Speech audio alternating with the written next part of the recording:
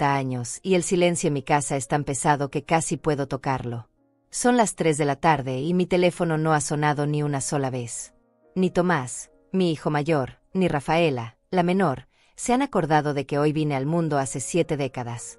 Estoy sentada en mi sillón favorito, el mismo donde he esperado tantas llamadas que nunca llegaron, mirando el pastel que compré para mí misma en la panadería de la esquina. Un pastel pequeño, de chocolate, con una vela que ni siquiera me atrevo a encender porque sería demasiado patético celebrar sola mi propio cumpleaños. El reloj de la sala marca las 3:15. Recuerdo cuando mis hijos eran pequeños y yo organizaba fiestas magníficas para sus cumpleaños. Decoraciones, globos de colores, invitados, música. Gastaba mis ahorros con tal de verlos sonreír. Tomás siempre pedía temas de superhéroes y Rafaela quería princesas. Yo me desvelaba haciendo los pasteles más elaborados, cosiendo disfraces, preparando juegos. Sus caras de felicidad valían cada centavo, cada hora de sueño perdido, cada dolor de espalda por tanto trabajo. Ahora que lo pienso, nunca me preguntaron qué quería yo para mi cumpleaños. Cuando llegaba mi fecha, siempre había una excusa.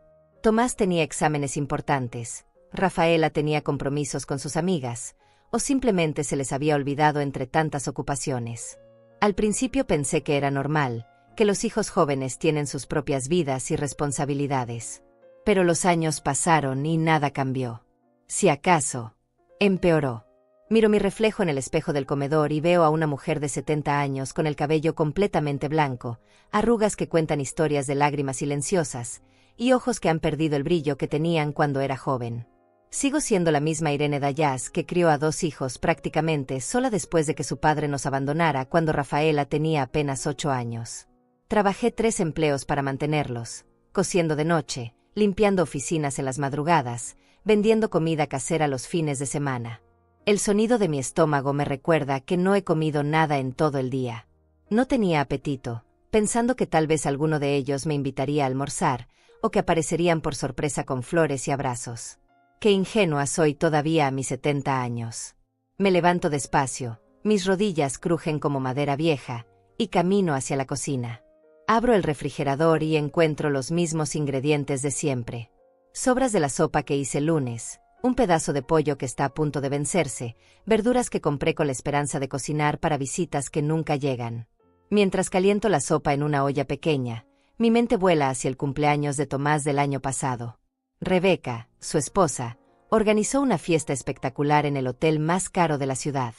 Más de 100 invitados, música en vivo, un pastel de 3 pisos que costó más de $500, decoraciones que parecían sacadas de una revista.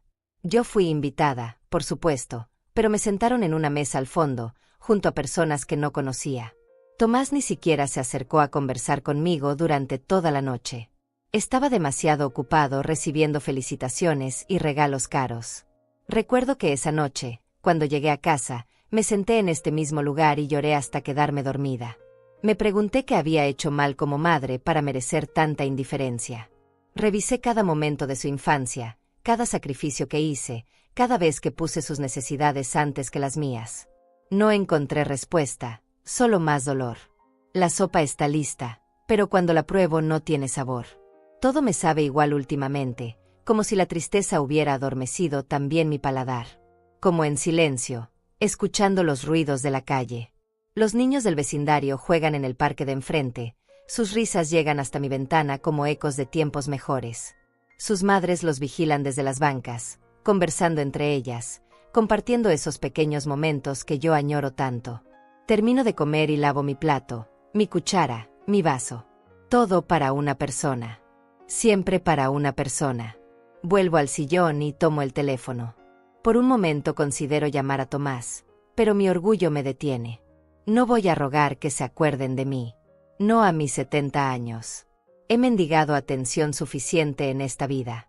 El día se va oscureciendo y yo sigo aquí, esperando un milagro que sé que no va a llegar. Mi cumpleaños número 70 pasará como todos los anteriores, en silencio, en soledad, con el corazón un poco más roto que el día anterior. Pero algo dentro de mí comienza a moverse, una sensación extraña que no había experimentado antes. No es tristeza, no es resignación. Es algo más profundo, más peligroso. Es la semilla de una decisión que cambiará todo. Las 4 de la tarde llegan arrastrando memorias que preferiría mantener enterradas, pero que hoy se empeñan en visitarme como fantasmas crueles. Cierro los ojos y me transporto a mi cumpleaños número 55, hace 15 años. Ese día desperté con la ilusión intacta, pensando que medio siglo de vida merecía algún reconocimiento especial de mis hijos. Tomás acababa de conseguir su primer trabajo importante como ingeniero y Rafaela terminaba la universidad. Yo había costeado sus estudios trabajando turnos dobles en la fábrica textil, ahorrando cada centavo durante años. Esa mañana me arreglé con especial cuidado, me puse mi vestido favorito, el verde que tanto me gustaba, y esperé. Esperé toda la mañana, toda la tarde. A las 6 de la noche, cuando ya había perdido las esperanzas, sonó el teléfono. Era Tomás, pero no para felicitarme. Me pidió que cuidara a su perro durante el fin de semana porque él y Rebeca se iban de viaje romántico. Ni siquiera mencionó la fecha. Cuando le pregunté si sabía qué día era, hubo un silencio incómodo antes de que dijera: «Ay, mamá, disculpa, tengo la cabeza en otro lado. ¡Feliz cumpleaños!». Las palabras sonaron tan vacías como mi corazón en ese momento. Pero esa no fue la traición más dolorosa. 2 días después, navegando por las redes sociales, descubrí que ese mismo fin de semana Tomás y Rebeca habían organizado una cena lujosa para celebrar el ascenso de ella en su trabajo. Fotos de un restaurante elegante, botellas de vino de $200, regalos costosos. Habían tenido tiempo y dinero para celebrar a Rebeca, pero ni un minuto para recordar a la mujer que les dio la vida. Mi mente salta a mi cumpleaños número 60. Para entonces ya había aprendido a no tener expectativas, o eso creía. Rafaela me había prometido que vendría a almorzar conmigo, que cocinaríamos juntas como cuando era niña. Compré todos sus ingredientes favoritos, limpié la casa desde temprano, hasta horneé su postre preferido, esas galletas de avena que tanto le gustaban de pequeña. Puse la mesa para 2 personas y esperé. Y esperé. Y esperé. A las 3 de la tarde recibí un mensaje de texto. Un simple mensaje que decía: «Mami, no puedo ir, surgió algo importante. Después nos vemos». Ese después nunca llegó. Esa noche, mientras guardaba la comida que había preparado con tanto amor, vi en su perfil de Instagram que había ido a un spa con sus amigas. Un spa que costaba más de $300 por persona. Ahí estaba ella, relajándose con masajes y tratamientos faciales, mientras yo me quedaba sola con mi mesa puesta para 2 y mi corazón roto en pedazos. Los recuerdos se agolpan como aves de mal agüero. Mi cumpleaños número 65, cuando Tomás me pidió prestados $500 para arreglar su carro, prometiendo pagarme la próxima semana. Ese dinero era parte de mis ahorros para un pequeño viaje que había planeado hacer sola, mi primer viaje en décadas. Nunca me devolvió el dinero, y cuando se lo recordé semanas después, me dijo que yo no necesitaba viajar a mi edad, que mejor ahorrara para emergencias médicas. Recuerdo también el cumpleaños de Rebeca de ese mismo año. Una fiesta en el jardín de su casa, con servicio de catering, flores importadas, músicos contratados. Gastaron más de $3,000 en esa celebración. $3,000 que podrían haber incluido un pequeño gesto para mí, aunque fuera una cena modesta o un ramo de flores del mercado. Pero no. Yo fui invitada, eso sí, para ayudar en la cocina y servir a los invitados importantes. Mi cumpleaños número 68 fue particularmente cruel. Ese día, Rafaela me llamó llorando porque había tenido una pelea con su novio. Pasé 3 horas consolándola por teléfono, escuchando cada detalle de su drama amoroso, ofreciéndole consejos y apoyo incondicional. Cuando terminó de desahogarse, colgó sin siquiera preguntarme cómo estaba yo. Sin recordar que era mi día especial. Esa noche lloré tanto que desperté con los ojos hinchados y la almohada empapada. Pero el peor de todos fue mi cumpleaños número 69, el año pasado. Ese día decidí hacer algo diferente. Les envié un mensaje a ambos recordándoles la fecha, pensando que tal vez solo necesitaban una pequeña ayuda para recordar. Tomás me respondió: «Claro, mami, felicidades. Estoy muy ocupado con el trabajo, pero después hablamos». Rafaela ni siquiera contestó el mensaje. Esa noche, mientras cenaba sola frente al televisor, vi que ambos habían publicado fotos en las redes sociales. Tomás estaba en una cena de negocios con clientes importantes, y Rafaela en una fiesta de cumpleaños de una amiga, con pastel, globos y sonrisas radiantes. La ironía más amarga es que yo sigo siendo la primera persona a quien llaman cuando necesitan algo. Cuando Tomás necesitó dinero para el enganche de su casa nueva, ahí estaba yo con mis ahorros. Cuando Rafaela tuvo problemas con su carro, ahí estaba yo pagando la reparación. Cuando cualquiera de ellos se enferma, soy yo quien cancela todo para cuidarlos. Pero cuando llega mi momento de necesitar aunque sea una llamada telefónica, un abrazo, una muestra mínima de que les importo, desaparecen como humo. Abro los ojos y regreso al presente, a mi sala silenciosa donde el reloj ahora marca las 5 de la tarde. 70 años de vida y me siento más invisible que nunca. Pero hay algo que está cambiando dentro de mí. Cada recuerdo doloroso, en lugar de hundirme más en la tristeza, está alimentando algo diferente. Una llama pequeña pero firme que comienza a crecer en mi pecho. Una llama que me dice que tal vez es hora de dejar de ser la madre que siempre da y nunca recibe. Tal vez es hora de que Irene Dayas aprenda a ponerse a sí misma en primer lugar, aunque sea por una vez en su vida. Las 5:30 de la tarde me encuentran revisando mi teléfono por enésima vez, cuando finalmente suena. El corazón me da un vuelco de esperanza hasta que veo el nombre en la pantalla, Tomás.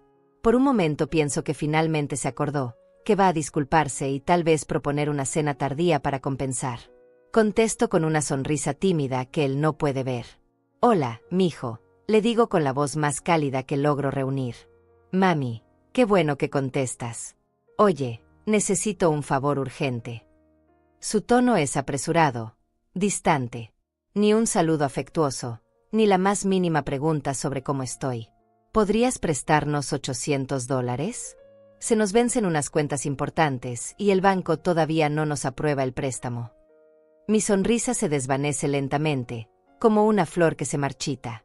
Tomás, ¿sabes qué día es hoy? Un silencio incómodo llena la línea. Puedo escuchar voces de fondo, risas, música suave. Está en algún lugar agradable mientras me pide dinero sin siquiera recordar por qué este día debería ser especial. Martes. Responde con incertidumbre que me parte el alma. Es mi cumpleaños, Tomás. Hoy cumplo 70 años. Otro silencio, más largo esta vez. Ay, mami, tienes razón. Disculpa, tengo la cabeza llena con el trabajo y los problemas financieros. Feliz cumpleaños.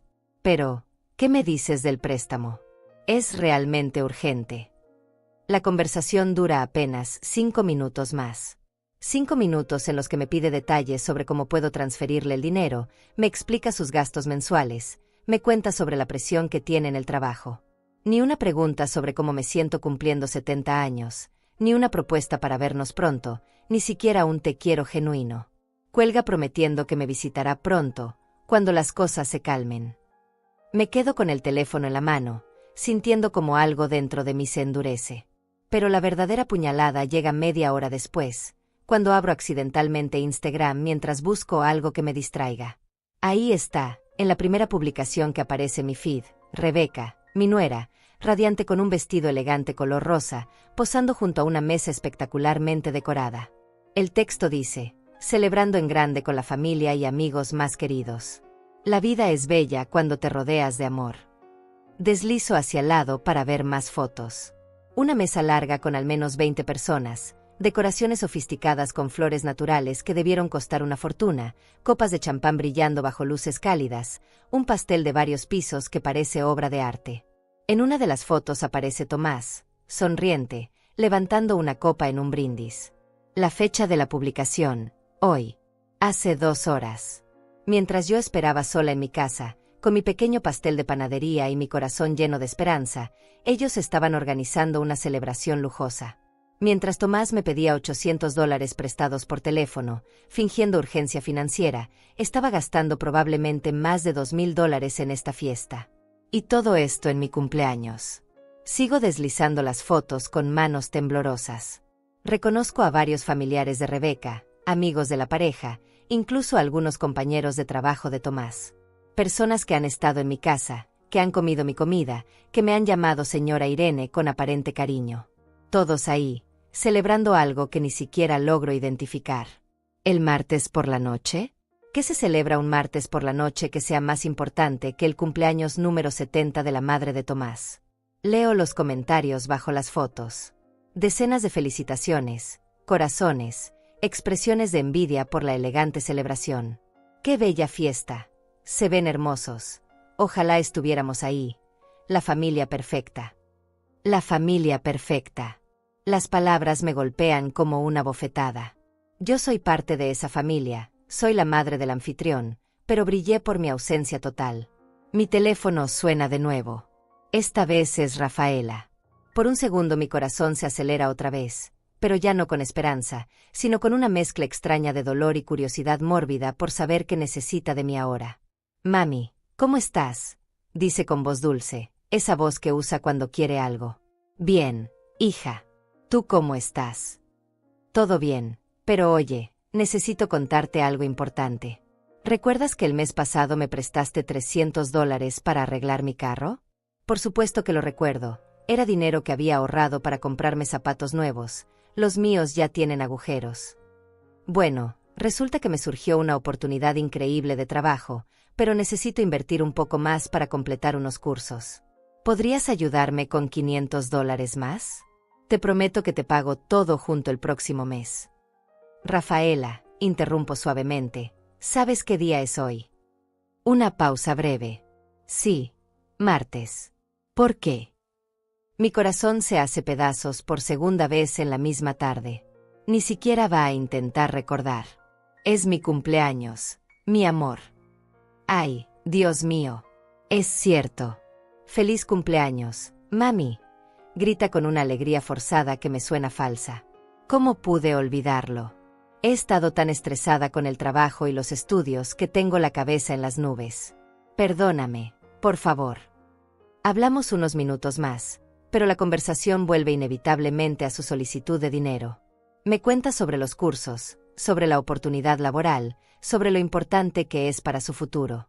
Ni una palabra sobre cómo vamos a celebrar mi cumpleaños, ni una propuesta para vernos, ni siquiera curiosidad sobre cómo estoy pasando este día especial. Después de colgar, me quedo mirando las fotos de Instagram una vez más.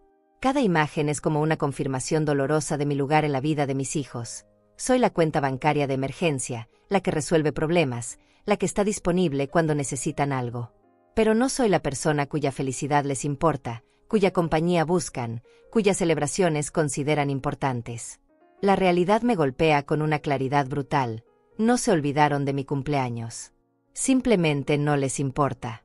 Tienen tiempo y dinero para fiestas elegantes, para salidas costosas, para celebrar a otras personas.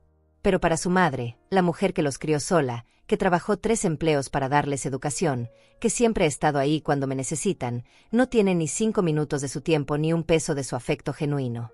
El sol se está ocultando ya, pintando mi sala de tonos naranjas que normalmente me parecen hermosos, pero que hoy solo intensifican mi melancolía.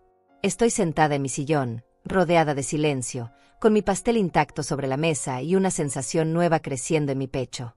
No es solo tristeza o decepción. Es algo más fuerte, más peligroso. Es la certeza de que algo tiene que cambiar. Y va a cambiar pronto.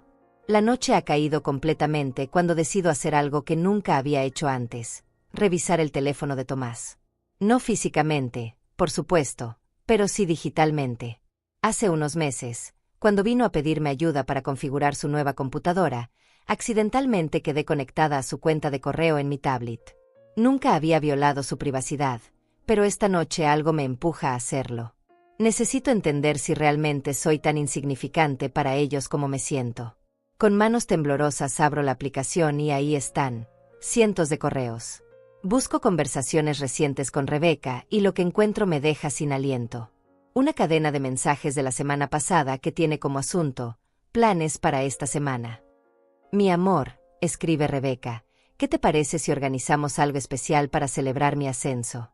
Podríamos invitar a toda la familia y hacer algo elegante en casa. Perfecto, responde Tomás. ¿Qué día te parece mejor? ¿Qué tal el martes? Así tenemos tiempo de preparar todo el fin de semana. Mi corazón se detiene. El martes. Hoy. Mi cumpleaños. Sigo leyendo con una mezcla de horror y fascinación mórbida. Hablan de la decoración, del menú, del presupuesto. $2,200 para flores, comida, bebidas y música. Dinero que, según me dijo por teléfono, no tienen. Dinero por el que me pidió prestados $800 mientras yo me quedaba sola en mi cumpleaños. Pero lo peor viene después. En un mensaje del domingo, Rebeca escribe: ¿no deberíamos invitar a tu mamá? Digo, para quedar bien. La respuesta de Tomás me clava un puñal directo al corazón. No creo que sea necesario. Ya sabes cómo es, siempre tan melancólica en las reuniones. Además, va a empezar con sus historias de antes y va a opacar tu momento especial. Mejor la invitamos otro día a almorzar, algo más tranquilo. Tienes razón, responde Rebeca. Además, si viene va a querer ayudar en la cocina y yo quiero que todo esté perfecto con el servicio de catering. Y ya sabes cómo se pone cuando ve que gastamos en cosas bonitas, siempre con sus comentarios sobre el ahorro y la sencillez. Exacto. Mi mamá no entiende que a veces hay que darse gustos en la vida. Siempre ha sido muy tacaña, muy austera. Mejor así, más íntimo entre nosotros. Tacaña. Austera. Las palabras me golpean como puñetazos. Yo, que he gastado hasta mi último centavo en ellos durante décadas. Yo, que he vivido con lo mínimo para poder darles siempre más de lo que pedían. Tacaña porque he aprendido el valor del dinero trabajando 3 empleos para mantenerlos cuando su padre nos abandonó. Sigo leyendo, aunque cada palabra es como vidrio molido en mis ojos. Hay más mensajes. Una conversación de hace un mes donde planean cómo pedirme dinero para gastos urgentes cuando en realidad querían renovar la sala de su casa. Rebeca sugiere que Tomás me llame en un momento emocional para que sea más probable que acceda. Tu mamá siempre cede cuando siente que realmente necesitas algo, escribe ella. Es muy manipulable desde lo emocional. Manipulable. Esa palabra me quema por dentro. Ellos han convertido mi amor incondicional, mi disponibilidad constante, mi deseo de ayudarlo siempre, en una herramienta para sus propios beneficios. Han estudiado mis debilidades emocionales como si fuera una estrategia de guerra. Encuentro otra conversación, esta vez de hace 3 meses, cuando Rafaela necesitaba dinero para lo que me dijo era una emergencia médica. Los mensajes revelan que en realidad quería hacer un viaje a la playa con sus amigas, pero sabía que yo no le daría dinero para eso. Le voy a decir a mamá que necesito unos exámenes médicos urgentes, escribió en un chat grupal que incluye a Tomás y algunos primos, así seguro me da el dinero sin preguntar mucho. Buena estrategia, respondió Tomás. A mamá le funciona todo lo que sea salud o educación. Es su punto débil. Sí, y siempre tiene dinero guardado aunque diga que no, agregó Rafaela, solo hay que encontrar la excusa correcta. Las lágrimas corren por mis mejillas, pero no son lágrimas de tristeza solamente. Hay algo más, algo que arde como fuego líquido en mis venas. Es indignación pura. Es la rabia de descubrir que durante años he sido tratada como una máquina dispensadora de dinero con patas. Sigo revisando y encuentro algo que me destroza completamente. Una conversación de hace 6 meses donde Tomás le cuenta a un amigo sobre la pesada carga que represento para él. Mi mamá está haciéndose vieja y cada vez más exigente emocionalmente, escribió. Siempre quiere atención, siempre quiere que la visitemos, que la llamemos. Es agotador. A veces pienso que sería más fácil si se fuera a vivir a uno de esos asilos para ancianos, pero entonces, ¿quién nos ayudaría cuando necesitamos dinero? La frase final me deja helada. Lo bueno es que tiene una buena pensión y ahorros. Cuando se muera, Rafaela y yo podremos finalmente vivir tranquilos económicamente. Cuando se muera.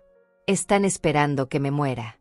No para llorar mi partida, no porque vayan a extrañar mi amor o mi compañía. Están esperando que me muera para heredar mi dinero. Cierro la tablet con las manos temblorosas y me quedo sentada en la oscuridad de mi sala, procesando lo que acabo de leer. Todo cobra sentido ahora. Las visitas esporádicas que siempre terminan con peticiones de dinero. Las llamadas telefónicas que solo llegan cuando necesitan algo. La forma en que evitan invitarme a sus celebraciones importantes. Las excusas constantes para no pasar tiempo conmigo. No soy su madre querida. Soy su plan de jubilación. Soy la cuenta bancaria que todavía respira, que todavía puede firmar cheques, que todavía puede ser manipulada emocionalmente para abrir la cartera. Soy un recurso financiero que casualmente les dio la vida, pero que prefieren mantener a distancia hasta que llegue el momento de cobrar la herencia. Me levanto del sillón con una determinación que no había sentido en décadas. Camino hacia mi habitación y abro el cajón donde guardo mis documentos importantes. Estados de cuenta bancarios, certificados de depósito, la escritura de esta casa, mi testamento. Todo está ahí, ordenado, esperando el día en que mis hijos finalmente puedan vivir tranquilos económicamente. Pero esa noche, mientras contemplo todos esos papeles bajo la luz de mi lámpara de noche, algo cambia para siempre en mi interior. Esa mujer manipulable, emocionalmente dependiente, que ha vivido 70 años dando sin recibir, murió esta noche. En su lugar ha nacido alguien completamente diferente. Alguien que va a tomar decisiones que mis hijos jamás vieron venir. Alguien que acaba de decidir que es hora de que Irene Dayas aprenda a vivir para sí misma, cueste lo que cueste. Han pasado 3 días desde mi cumpleaños y no he respondido a ninguno de los mensajes de mis hijos. Tomás me ha escrito 4 veces preguntando por los $800 que le prometí prestarle, y Rafaela me ha enviado enlaces de los cursos que quiere tomar con mi dinero.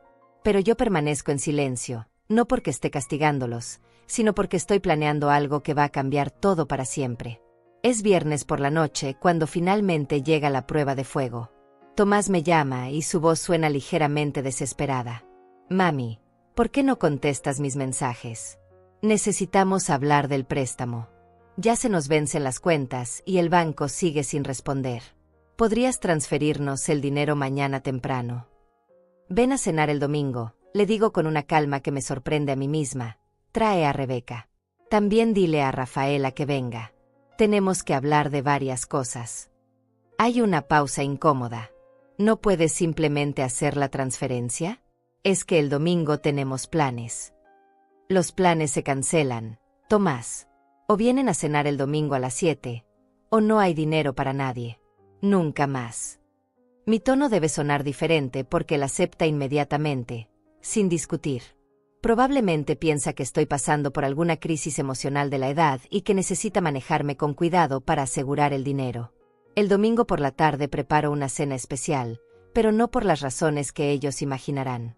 Cocino todos sus platos favoritos. El pollo en salsa que le gusta a Tomás, las empanadas caseras que Rafaela adoraba de niña, el postre de 3 leches que siempre pedían para las ocasiones especiales. Es mi última cena como la madre que siempre complace, que siempre da, que siempre perdona. Después de hoy, esa mujer ya no existirá. Llegan puntuales, cosa rara en ellos, pero el dinero es un gran motivador. Tomás viene con una sonrisa forzada y Rebeca luce radiante, probablemente pensando en cómo van a gastar los $800. Rafaela aparece con un ramo de flores del supermercado, seguramente compradas en el último momento, y me abraza con el afecto exagerado que usa cuando necesita algo importante. Durante la primera hora, la conversación fluye con normalidad artificial. Hablan de sus trabajos, de sus planes, de las noticias. Yo escucho en silencio, observándolos con ojos nuevos. Veo cómo evitan hacer preguntas sobre mi vida, cómo desvían la conversación cuando menciono algún problema de salud menor, cómo sus ojos se iluminan solo cuando hablo de temas relacionados con dinero o propiedades. Después del postre, cuando están relajados y confiados, saco mi tablet y la coloco sobre la mesa. Antes de hablar del préstamo, digo con voz tranquila, quiero mostrarles algo.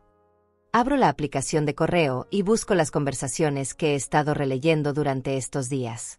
Sus rostros cambian gradualmente del interés casual a la preocupación, luego al horror. Esta es tu conversación con Rebeca sobre la fiesta del martes pasado, le digo a Tomás, leyendo en voz alta, donde decidieron no invitarme para que no opacara el momento especial con mi melancolía. El silencio en el comedor es tan denso que se puede cortar con cuchillo. Rebeca se pone pálida, Tomás abre y cierra la boca sin emitir sonido, y Rafaela me mira sin entender qué está pasando. Y esta, continúo, cambiando de pantalla, es donde planean cómo manipularme emocionalmente para que les preste dinero para gastos urgentes, cuando en realidad querían rediseñar su sala. Mamá, yo puedo explicarte, empieza Tomás, pero lo interrumpo alzando la mano. Y aquí está mi favorita, digo, buscando el mensaje que más me dolió, donde le dices a tu amigo que soy una carga emocional agotadora, pero que al menos cuando me muera podrán vivir tranquilos económicamente. Rafaela se lleva las manos a la boca. Tomás dijo eso. Oh, pero no te sientas excluida, hija, continuó con la misma voz calma. Aquí están tus mensajes sobre la emergencia médica, que en realidad era un viaje a la playa con tus amigas. Y también esta joya donde dices que siempre tengo dinero guardado, solo hay que encontrar la excusa correcta. El silencio se extiende durante largos minutos. Tomás finalmente encuentra su voz. Mamá, esas conversaciones fueron sacadas de contexto. Nosotros te queremos mucho, solo que a veces. ¿A veces qué? Interrumpo, y por primera vez en la noche mi voz se eleva ligeramente. ¿A veces se les olvida que soy una persona con sentimientos?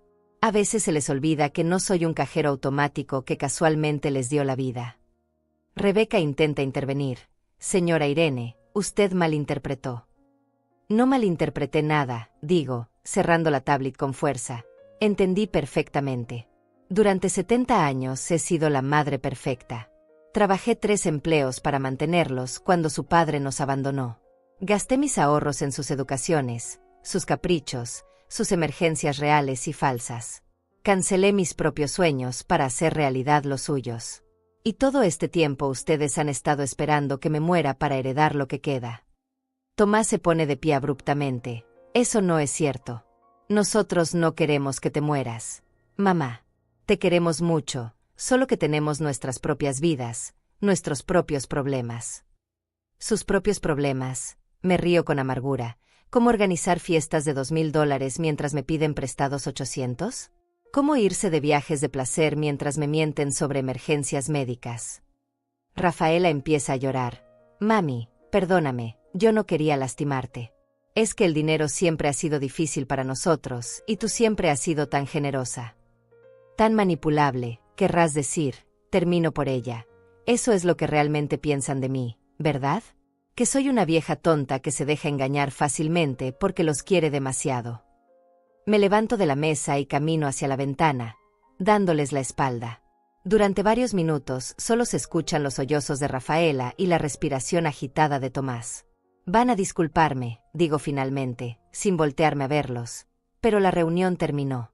Y también terminó mi papel como la madre que siempre dice que sí, que siempre perdona, que siempre olvida las ofensas por amor. ¿Qué quieres decir?, pregunta Tomás con voz temblorosa. Me volteo para enfrentarlos por última vez como la madre que fui durante 7 décadas. Quiero decir que no habrá préstamo de $800. Ni de 500 para los cursos de Rafaela. Ni dinero para nada más.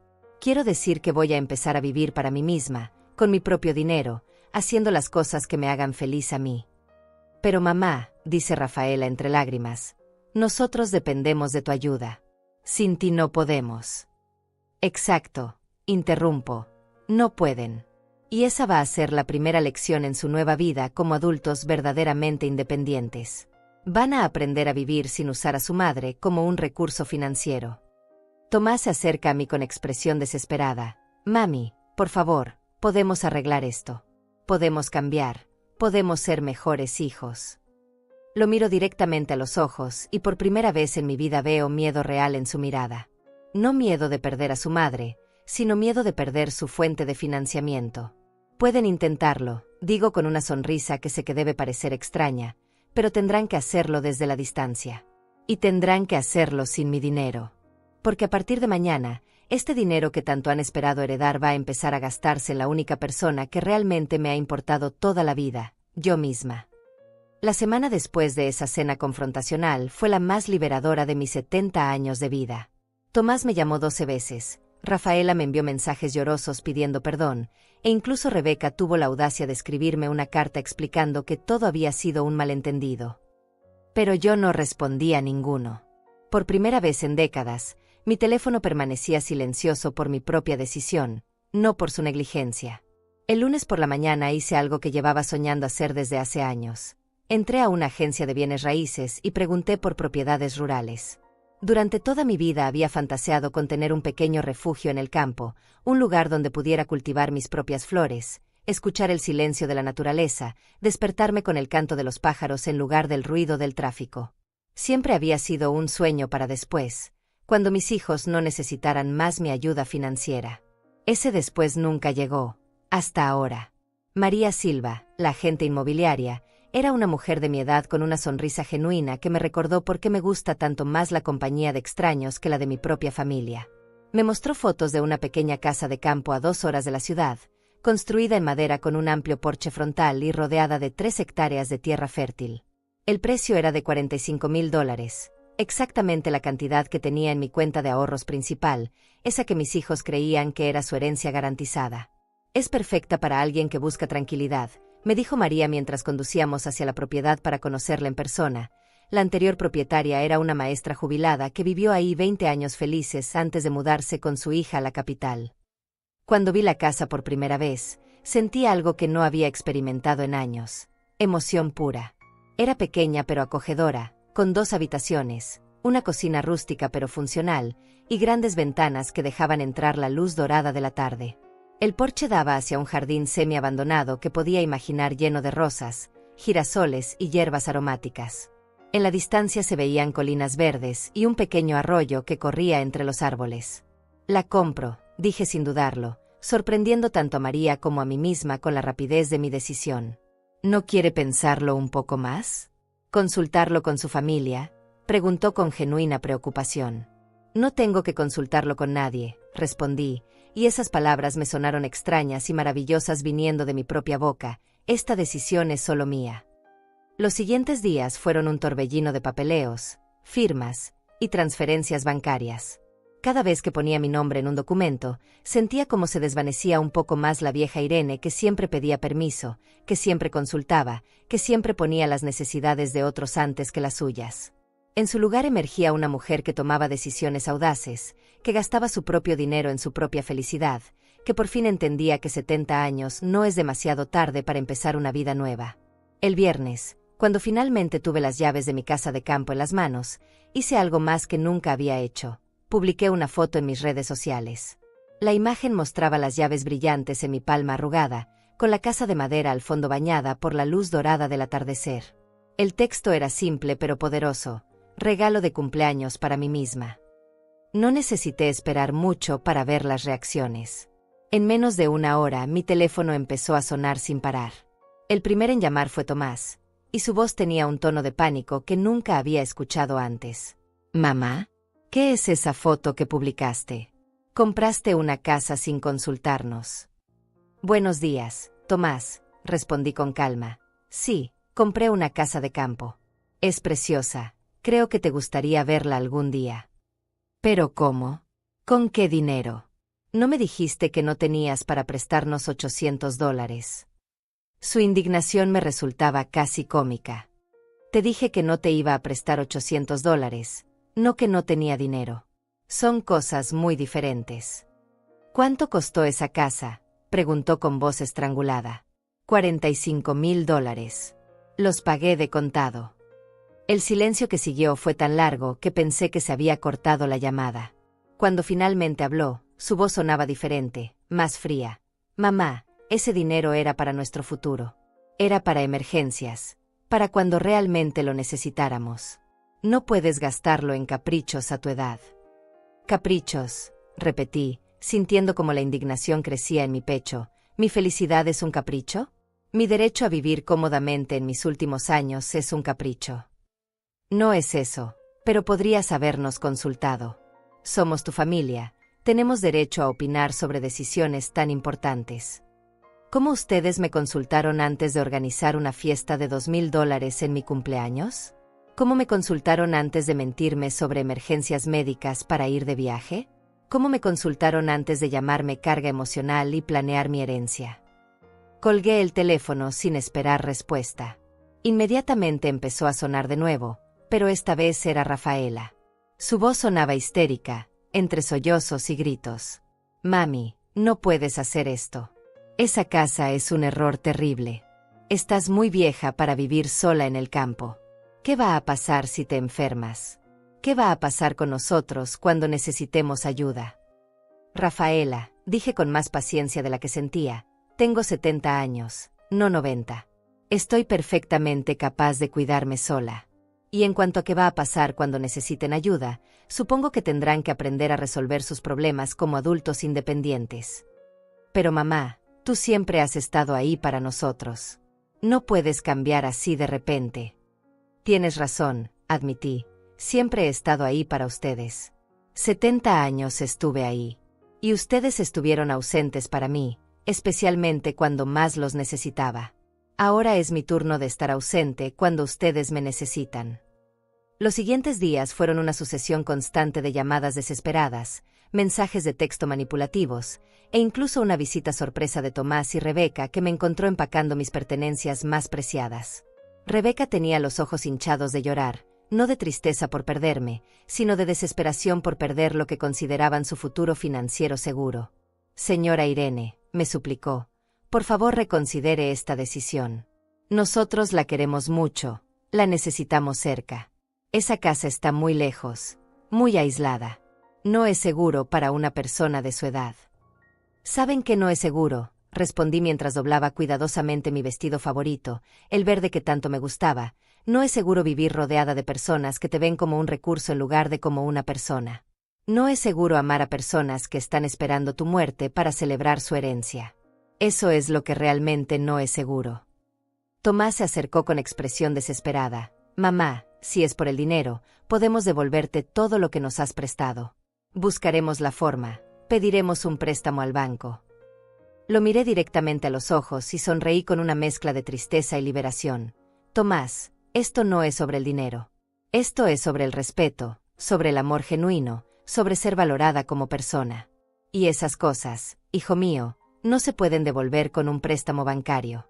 Esas cosas se construyen día a día, durante años, con pequeños gestos y grandes sacrificios. Y ustedes eligieron no construirlas. Una semana después, cargué mi pequeño automóvil con mis pertenencias más importantes y manejé hacia mi nueva vida. En el espejo retrovisor vi desaparecer la casa donde había criado a mis hijos, donde había llorado tantas noches de soledad, donde había esperado durante décadas un amor que nunca llegó de quienes más lo esperaba. No sentí nostalgia. Solo sentí libertad.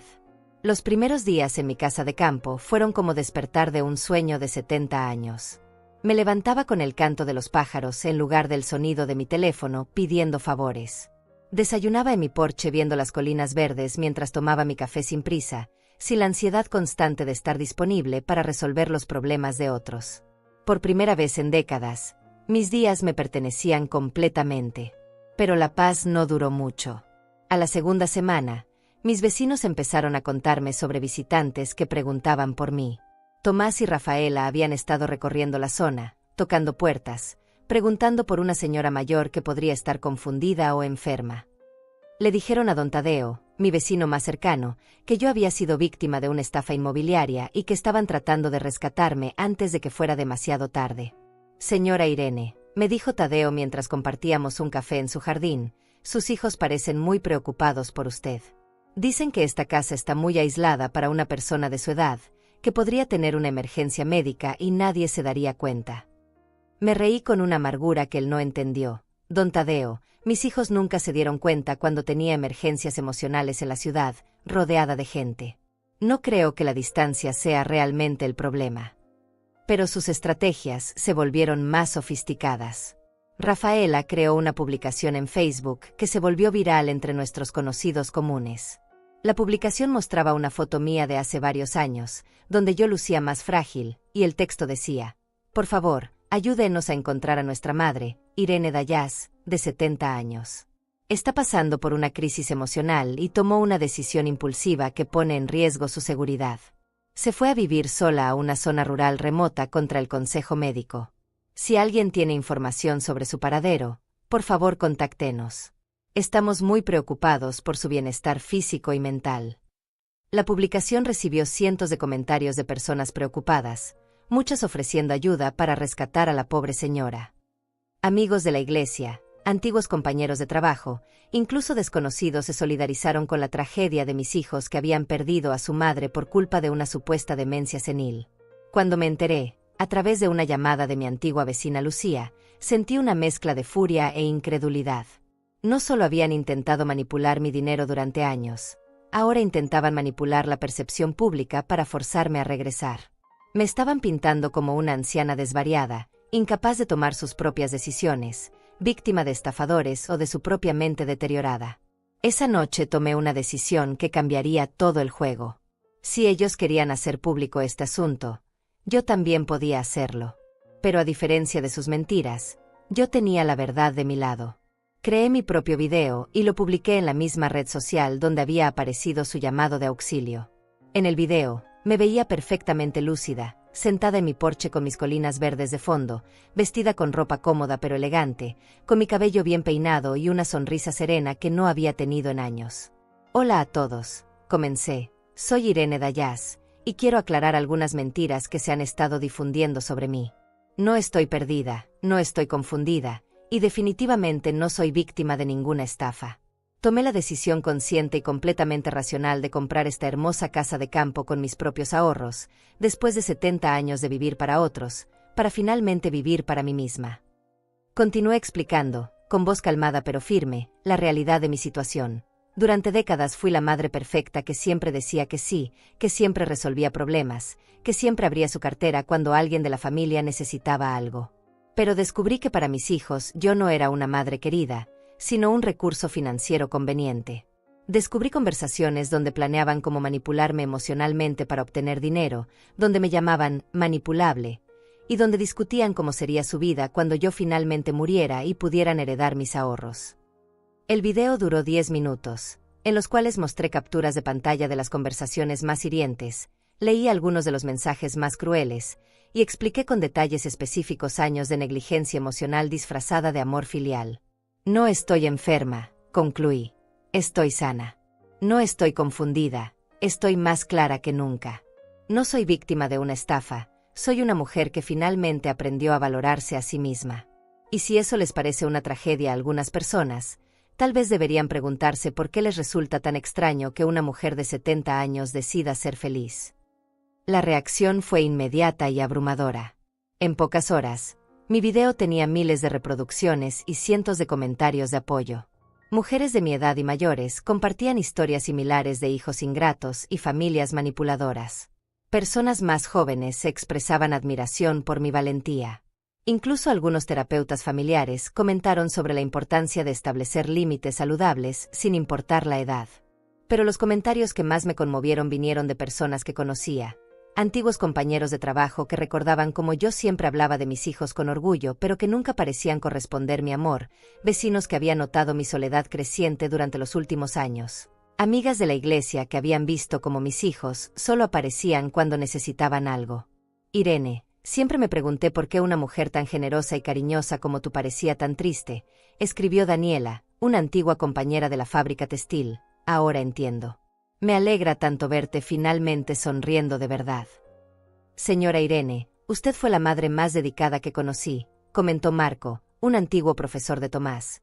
Recuerdo cómo trabajaba 3 empleos para pagar sus uniformes escolares y nunca se perdía una función. Sus hijos no saben el tesoro que tienen ni que están perdiendo.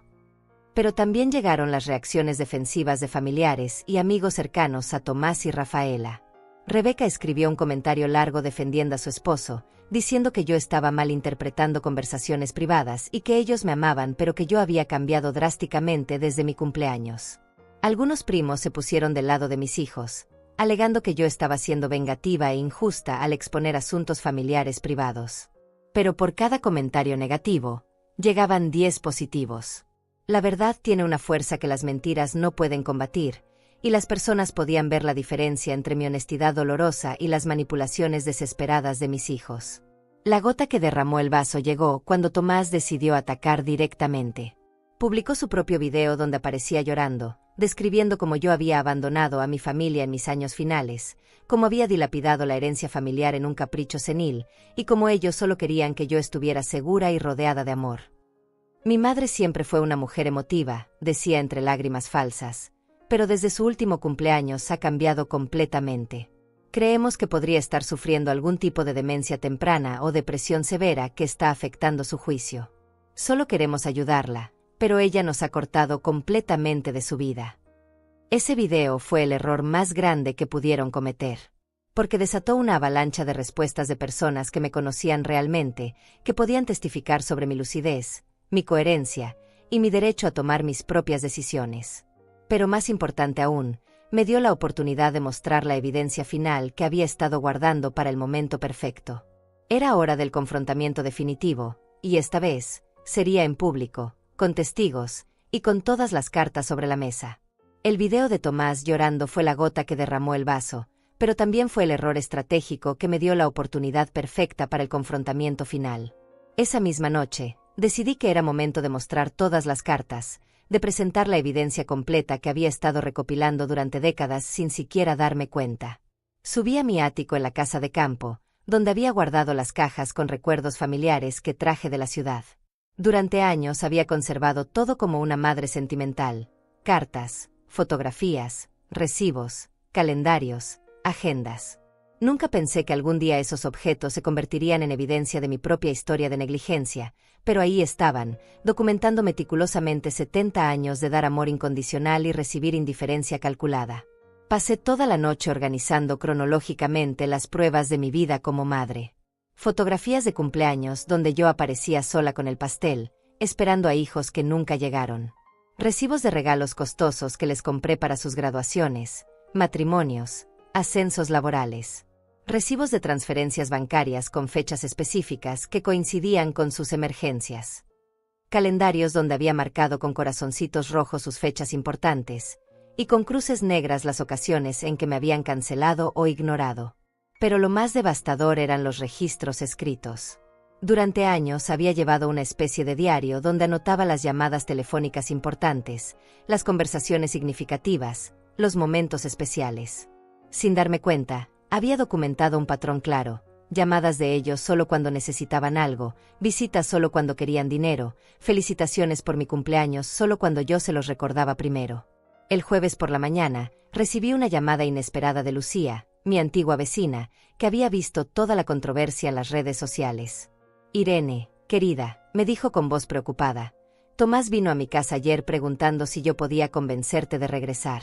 Me dijo que están considerando iniciar un proceso legal para declararte incapacitada mentalmente y que necesitan testigos que confirmen tu comportamiento errático». Pensé que debía saberlo. La noticia me golpeó como un puñetazo. No solo querían mi dinero y mi silencio, ahora querían quitarme mi libertad legal. Querían declararme oficialmente incompetente para tomar mis propias decisiones, convertirme en una menor de edad legal bajo su tutela, con acceso completo a mis cuentas bancarias y propiedades. Esa misma tarde llamé a Roberto Cruz, el abogado de familia que había manejado algunos asuntos legales menores para mí en el pasado. Cuando le expliqué la situación, su respuesta fue inmediata y clara: «Señora Dayas, tengo que verla personalmente para evaluar su estado mental y discutir las opciones legales. Si sus hijos realmente van a intentar un proceso de incapacidad, necesitamos prepararnos. Pero por lo que me cuenta por teléfono, usted suena perfectamente lúcida y capaz». Roberto llegó a mi casa de campo al día siguiente, acompañado de una psicóloga certificada, la doctora Martina Ortiz. Durante 3 horas, me sometieron a evaluaciones cognitivas, entrevistas detalladas y revisión exhaustiva de mis documentos financieros y decisiones recientes. Los resultados fueron categóricos. Yo tenía plena capacidad mental, mis decisiones eran racionales y bien fundamentadas, y no había evidencia alguna de deterioro cognitivo o manipulación externa. De hecho, me dijo la doctora Ortiz, sus decisiones muestran una claridad mental y una fortaleza emocional admirables. Decidir alejarse de relaciones tóxicas, incluso familiares, y priorizar su propio bienestar después de décadas de abnegación, es una señal de salud mental, no de enfermedad. Con estos respaldos profesionales, Roberto y yo diseñamos una estrategia legal que no solo me protegería de futuros intentos de tutela forzada, sino que también enviaría un mensaje claro a mis hijos sobre las consecuencias de sus acciones. El viernes, exactamente una semana después del video de Tomás, publiqué mi respuesta final. Pero esta vez no fue solo un video casual desde mi porche. Fue una presentación formal, grabada en la oficina de Roberto, con la documentación completa desplegada sobre su escritorio de caoba. «Buenos días», comencé, vestida con mi mejor traje y con una expresión serena pero firme. «Soy Irene Dayas, y este es mi abogado, Roberto Cruz. Estamos aquí para responder a las acusaciones de incapacidad mental que mis hijos han estado difundiendo, y para presentar evidencia documentada de por qué tomé la decisión de alejarme de ellos». Durante los siguientes 20 minutos, mostré año por año, década por década, la historia completa de nuestra relación. No fue un ataque emocional ni un desahogo de resentimiento. Fue una presentación fría, metódica, devastadoramente efectiva de hechos irrefutables. Mostré la agenda del año 2010, donde había anotado 15 llamadas telefónicas de Tomás pidiendo dinero y 0 llamadas para preguntarme cómo estaba. Mostré recibos de transferencias bancarias por más de $30,000 durante los últimos 5 años, siempre precedidas por historias de emergencias que después resultaban ser gastos de lujo. Mostré fotografías de mis últimos 10 cumpleaños, donde aparezco sola en 9 de ellos, y en el 10º aparezco en una esquina de la fiesta de cumpleaños de Rebeca, que casualmente se organizó el mismo día. Esta es la agenda del 2018, dije, sosteniendo el pequeño cuaderno rosa que había usado ese año. Aquí anoté que Rafaela me canceló 6 veces seguidas nuestras citas de almuerzo dominical porque tenía compromisos importantes. Aquí están las fechas exactas. Y aquí, continué, mostrando capturas de su Instagram, están las fotos de esos compromisos importantes, salidas al spa, fiestas con amigas, viajes de fin de semana. La evidencia era abrumadora. Décadas de recibos, fotografías, calendarios, agendas, todo meticulosamente conservado por una madre amorosa que nunca imaginó que algún día tendría que usar esos recuerdos como evidencia en su propia defensa. Pero el momento más poderoso llegó cuando mostré mi testamento original, fechado 10 años atrás, donde dejaba todo equitativamente dividido entre Tomás y Rafaela. Luego sostuve el testamento nuevo, firmado la semana anterior. Este documento, expliqué con voz calmada, refleja mi nueva comprensión de lo que realmente merezco en mis años finales. La mayor parte de mis bienes ahora irán a organizaciones benéficas que ayudan a mujeres mayores abandonadas por sus familias, a refugios de animales y a becas educativas para jóvenes de escasos recursos. Personas que nunca tuvieron la oportunidad que mis hijos sí tuvieron, pero que tal vez sepan valorar mejor la generosidad. A Tomás y Rafaela, continué, les dejo $1,000 a cada uno y una carta explicando que esa cantidad representa exactamente lo que ellos invirtieron en nuestra relación durante los últimos 20 años. Casi nada. El video terminó con Roberto explicando las evaluaciones psicológicas que confirmaban mi plena capacidad mental, y advirtiendo que cualquier intento de proceso legal malintencionado sería respondido con demandas por difamación y acoso. La reacción fue inmediata y masiva. En pocas horas, el video había sido compartido miles de veces. Los comentarios eran abrumadoramente suportivos, pero más importante aún, muchas personas empezaron a compartir sus propias historias de familias manipuladoras y relaciones tóxicas. Esa noche, mientras cenaba tranquilamente en mi porche viendo el atardecer sobre las colinas, mi teléfono sonó una última vez. Era Tomás, pero su voz ya no tenía el tono manipulador de siempre. Sonaba derrotado, desesperado, finalmente consciente de que había perdido definitivamente el control sobre mi vida y mi dinero. «Mamá», dijo con voz quebrada, «necesitamos hablar. En persona. Por favor». «Habla», respondí simplemente. «No por teléfono. Esto es demasiado importante. Rafaela y yo queremos ir a verte, queremos explicarte todo, queremos». «¿Quieren qué, Tomás?», lo interrumpí. ¿Quieren una última oportunidad de manipularme? ¿Quieren intentar convencerme de que cambie mi testamento? ¿O finalmente quieren admitir la verdad de lo que han hecho durante todos estos años? El silencio que siguió me dio mi respuesta. Después de 70 años, finalmente tenía el control completo de la conversación con mis hijos. Y esta vez, iba a ser la última. «Pueden venir», le dije a Tomás después de ese largo silencio, «pero será bajo mis condiciones. Nada de lágrimas falsas, nada de manipulaciones emocionales, nada de promesas vacías de cambio. Si realmente quieren hablar, va a ser con honestidad total o no va a ser de ninguna manera». Acordamos que vendrían el domingo siguiente, exactamente un mes después de mi cumpleaños número 70, el día que cambió todo para siempre. Durante esa semana, me preparé mentalmente para lo que sabía sería nuestro último encuentro como familia. No con dolor o nostalgia, sino con una tranquilidad profunda que venía de saber que finalmente tenía el control de mi propia historia. El domingo llegaron juntos, Tomás y Rafaela, sin sus respectivas parejas. Eso ya me decía algo. No vinieron como familia extendida, vinieron como hijos que habían perdido su fuente de ingresos y necesitaban negociar. Los recibí en mi porche, donde había preparado una mesa simple con café y galletas caseras, las mismas galletas de avena que hacía para Rafaela cuando era niña. Se veían diferentes. Más pequeños, de alguna manera. Tomás había perdido esa arrogancia natural que siempre llevaba como un escudo, y Rafaela tenía ojeras profundas que hablaban de noche sin dormir. Por primera vez en décadas, parecían vulnerables delante de mí, en lugar de al revés.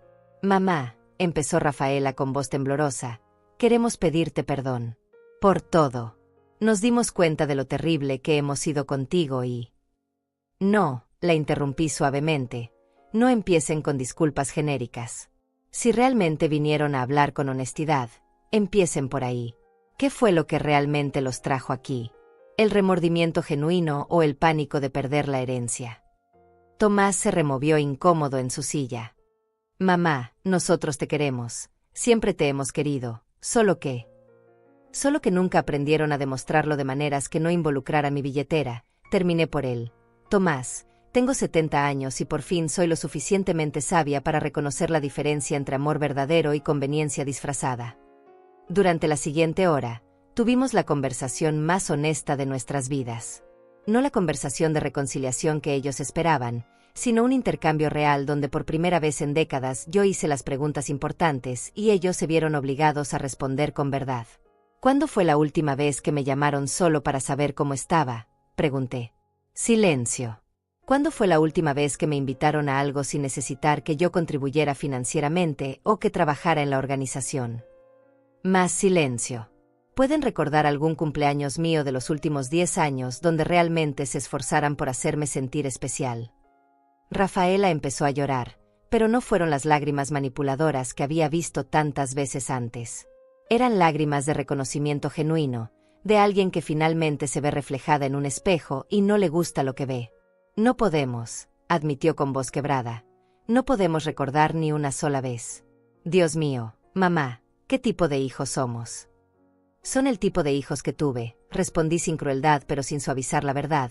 «Son el resultado de una madre que dio tanto amor incondicional que ustedes nunca tuvieron que aprender a devolverlo.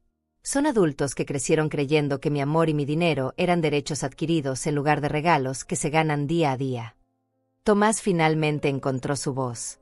«¿Podemos cambiar? ¿Podemos intentar ser mejores?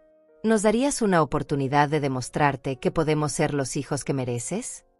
Su pregunta me partió el corazón, no porque despertara esperanza, sino porque llegaba 30 años demasiado tarde. «Tomás», le dije con ternura genuina, «tengo 70 años. He pasado 7 décadas esperando que ustedes decidieran amarme de verdad. No me quedan otras 7 décadas para esperar a ver si esta vez van en serio». Les expliqué mi nueva realidad con calma y claridad. Mi casa de campo se había convertido en mi refugio, en el lugar donde por primera vez en mi vida adulta me sentía verdaderamente en paz. Había conocido a mis vecinos, personas como Tadeo que me visitaban solo por el placer de mi compañía, que compartían sus cosechas conmigo sin esperar nada a cambio, que me preguntaban sobre mi bienestar porque realmente les importaba la respuesta. «Aquí tengo algo que nunca tuve con ustedes», les dije. «Tengo relaciones equilibradas. Doy y recibo. Escucho y soy escuchada. Importo como persona, no como fuente de recursos». Les conté sobre Daniela, mi vecina de 68 años que venía a tomar té conmigo los miércoles y me había enseñado a sembrar tomates cherry. Sobre Marco, el dueño del pequeño supermercado del pueblo, que siempre apartaba las manzanas más frescas cuando sabía que yo iba a ir de compras. Sobre la doctora Martina del centro de salud local, que me había dicho que nunca había visto a una paciente de mi edad tan vital y mentalmente activa. «Estas personas», les expliqué, «me conocieron hace un mes y ya me tratan mejor de lo que ustedes me han tratado en décadas. No saben cuánto dinero tengo, no les importa lo que puedan heredar de mí, simplemente disfrutan mi compañía. ¿Entienden lo liberador que es eso?». La conversación se extendió hasta el atardecer. Hablamos de los errores del pasado, de las oportunidades perdidas, de los caminos diferentes que podríamos haber tomado. No fue una reconciliación, pero fue un cierre.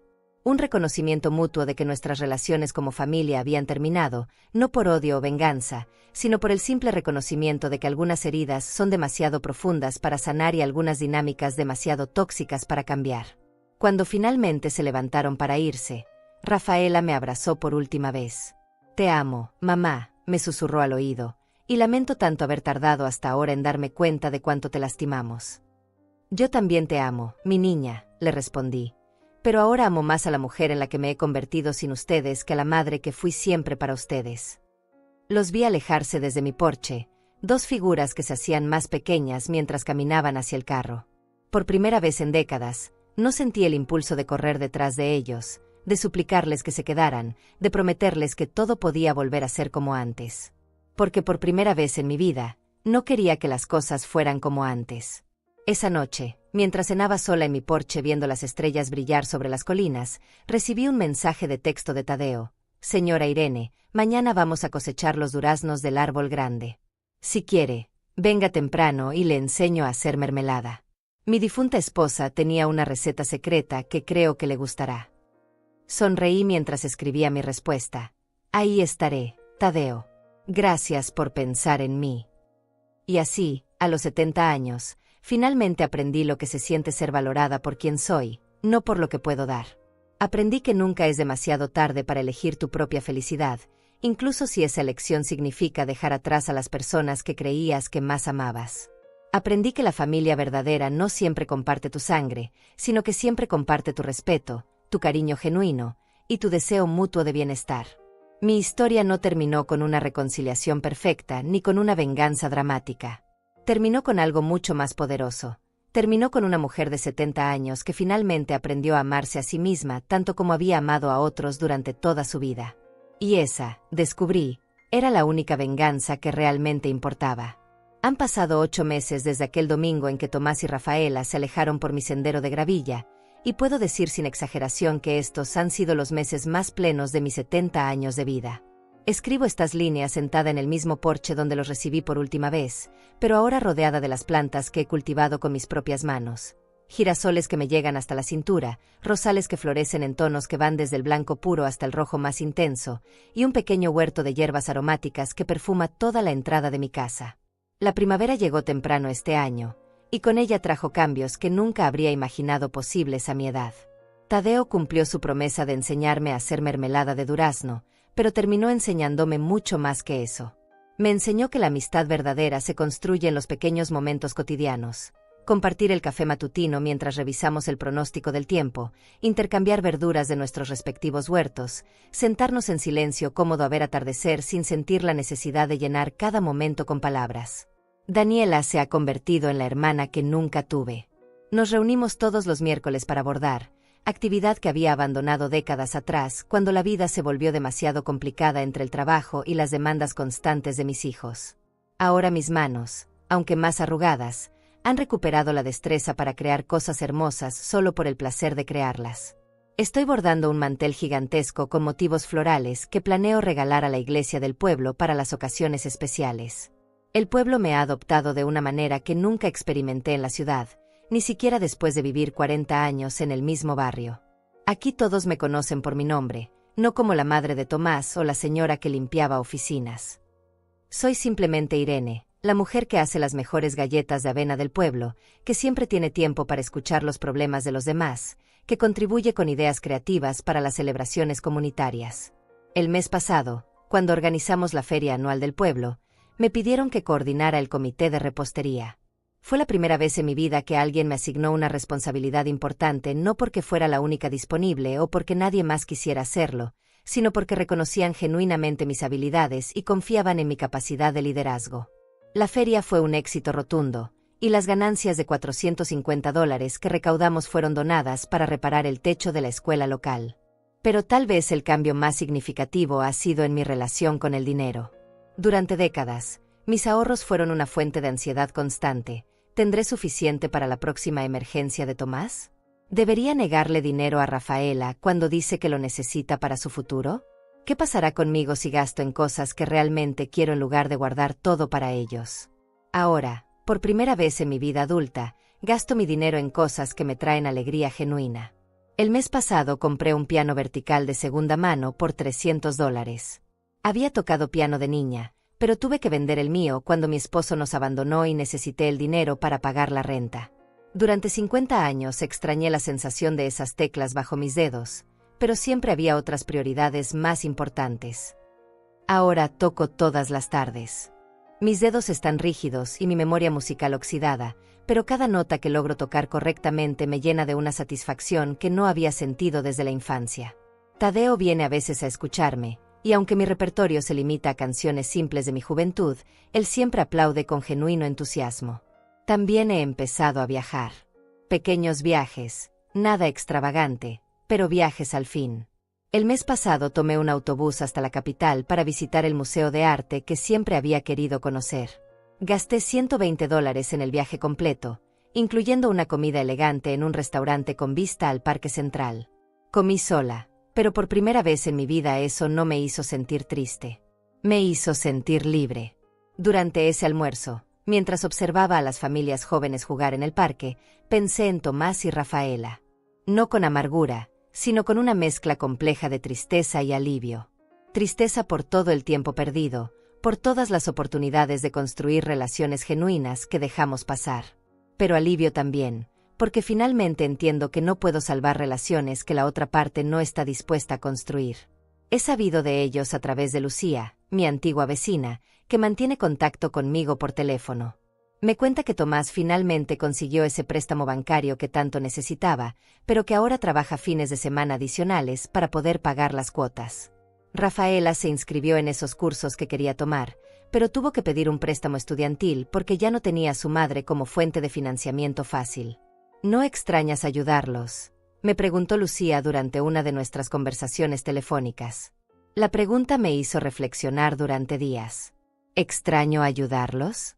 Extraño la sensación de ser necesitada, de ser útil, de sentir que mi existencia tiene propósito en la vida de alguien más. Pero no extraño la sensación de ser usada, de ser valorada solo por mi capacidad de resolver problemas con mi dinero, de vivir en constante ansiedad sobre cuándo llegaría la próxima petición disfrazada de emergencia. Ahora ayudo de maneras diferentes. Ayudo a Daniela cuando necesita compañía después de sus citas médicas. Ayudo a Marco en el supermercado cuando llegan camiones grandes con mercancía pesada. Ayudo a los niños del pueblo con sus tareas de matemáticas los sábados por la mañana en la biblioteca. Y la diferencia es que esta ayuda fluye en ambas direcciones. No soy la única que da, también soy la que recibe. La semana pasada, cuando me enfermé con una gripe fuerte, Tadeo apareció en mi puerta con sopa casera sin que yo se lo pidiera. Daniela vino a hacerme compañía y me trajo revistas para leer. Los padres de los niños que ayudo con matemáticas se turnaron para revisar que estuviera bien y me trajeron medicinas del pueblo. Por primera vez en mi vida, cuando estuve enferma no tuve que cuidarme sola ni rogar la atención a personas que estaban demasiado ocupadas para preocuparse genuinamente por mí. Mi testamento sigue siendo el mismo que hice el día de mi confrontación legal con Tomás y Rafaela. La mayor parte de mis bienes irán a organizaciones benéficas, especialmente a un refugio para mujeres mayores que ha abierto en la capital y que ayuda a señoras que se encuentran en situaciones similares a la mía. Pero he agregado algunos detalles nuevos. $500 para Tadeo, que compre herramientas nuevas para su jardín. 500 para Daniela, que pueda hacerse ese viaje a la playa que siempre ha soñado. Mi piano irá para la escuela del pueblo, para que otros niños puedan aprender música sin que sus padres tengan que hacer el sacrificio que yo hice tantos años atrás. A Tomás y Rafaela aún les dejo $1000 a cada uno, pero ahora también les dejo algo más. Una carta larga donde les explico no con resentimiento, sino con esperanza, las lecciones que he aprendido sobre el amor genuino, sobre la importancia de valorar a las personas mientras están vivas, sobre la diferencia entre necesitar a alguien y simplemente usarlo. Espero, escribí en esa carta, que algún día ustedes encuentren lo que yo encontré a los 70 años, la paz de ser valorados por quienes son, no por lo que pueden proporcionar. Espero que aprendan a amar sin condiciones y a ser amados de la misma manera. Y si algún día tienen hijos, espero que les enseñen desde pequeños que el amor es un regalo que se cultiva día a día, no un derecho que se da por sentado. Esta mañana, mientras regaba mis girasoles y veía cómo sus caras enormes seguían el camino del sol, me di cuenta de algo que me hizo sonreír. Ya no reviso mi teléfono esperando llamadas que no van a llegar. Ya no marco fechas importantes en el calendario, preguntándome si alguien se acordará. Ya no vivo en función de las necesidades de otras personas que nunca correspondieron mi dedicación. A los 70 años, finalmente aprendí la lección más importante de la vida, que el amor propio no es egoísmo, es supervivencia. Que establecer límites no es crueldad, es salud mental. Que elegir mi propia felicidad no me convierte en mala persona, me convierte en una persona que finalmente se valora a sí misma. Y cuando llegue mi momento de partir de este mundo, será con la tranquilidad de saber que mis últimos años fueron míos, realmente míos, llenos de pequeñas alegrías que elegí conscientemente, rodeada de personas que me amaron por quien era, no por lo que podía darles. Esa, descubrí, es la única herencia que realmente vale la pena dejar. El ejemplo de una mujer que nunca fue demasiado vieja para elegir vivir con